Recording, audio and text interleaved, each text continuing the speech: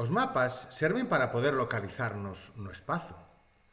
Para facilitar a localización de calquera lugar nun mapa, os cartógrafos idearon un sistema de liñas que chamamos paralelos e meridianos. Imos ver que son estas liñas e tamén estudaremos dous conceptos que se relacionan con elas, que son a latitude e a longitude. Para poder localizar calquera punto da Terra sobre un mapa, imos utilizar unha rede imaxinaria de liñas. Como podemos ver aquí neste mapa, é algo parecido ao xogo dos barcos. Lembrades cando decíamos C6 tocado? Pois ben, algo semellante. Temos dous tipos de liñas. O primeiro tipo de liñas son liñas horizontais. Realmente son círculos imaxinarios paralelos ao ecuador. Son máis pequenos a medida que se van achegando aos polos. E o ecuador divide a Terra en dúas partes. Unha parte que estaría ao norte e sería o hemisferio norte e unha parte que estaría ao sur do ecuador que sería o hemisferio sur. Outro tipo de liñas serían os meridianos. Os meridianos son liñas que van de polo a polo. Son semicírculos imaxinarios, todos do mesmo tamaño. Aquí tomamos como referencia o meridiano de Greenwich. Este meridiano de Greenwich, divide a Terra en dúas partes, unha parte oriental ou leste e unha parte occidental ou oeste. A partir destas liñas, que son os paralelos e os meridianos, imos poder calcular a latitude e a longitude de calquera punto da Terra. Pero, que significan estas dúas palabras, latitude e longitude?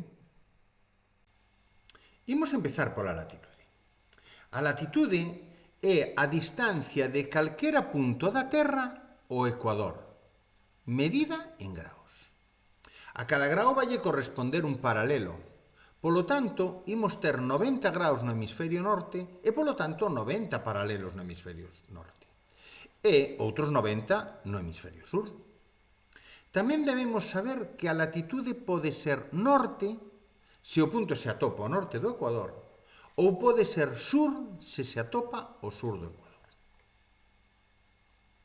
A longitude é a distancia de calquera punto do planeta ao meridiano de Greenwich.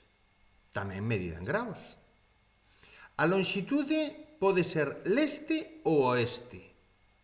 E imos ter 180 meridianos ao oeste do meridiano de Greenwich e outros 180 meridianos ao leste do meridiano de Greenwich. Xa temos entón definida a latitude e a longitude, que van a depender dos paralelos e dos meridianos, respectivamente. Agora preguntámonos, como podemos localizar calquera punto da Terra nun mapa usando estas coordenadas? É dicir, usando a latitude e a longitude? Atentos, queremos localizar as coordenadas deste punto sinalado cun X que vemos no mapa. O primeiro que imos facer sempre é saber a súa latitude e despois a súa longitude. Para saber cal é a súa latitude, o primeiro que debemos saber é se o punto se atopa ao norte ou ao sur do ecuador. Neste caso, vemos que o punto X se atopa ao norte do ecuador. Despois, debemos fixarnos no paralelo e cal é o número dese paralelo. Neste caso, vemos que o paralelo ten o número 60.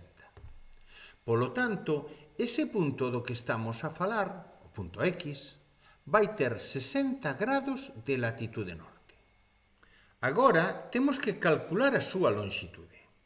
Primeiro temos que localizar o meridiano de Greenwich e ver se o punto está ao leste ou ao oeste dese meridiano.